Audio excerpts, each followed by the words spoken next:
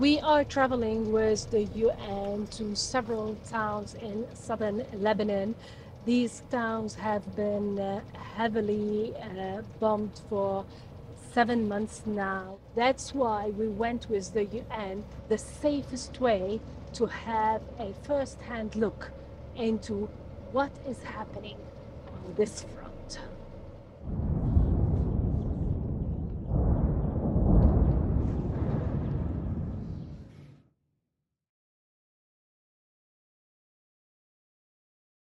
This is the impact of an Israeli airstrike. As you can see, the house has been fully destroyed, and we're told that this happened just days ago.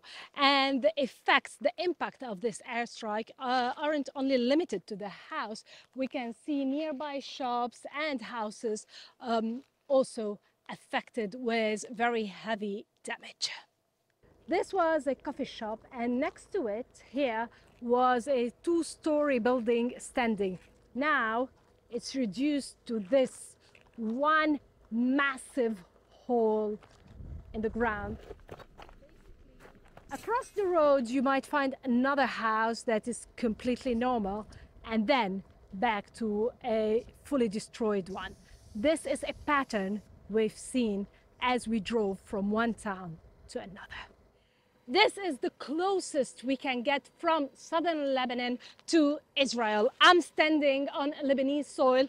Over there is Israel. As you can see, there are layers after layers of security between the two sides.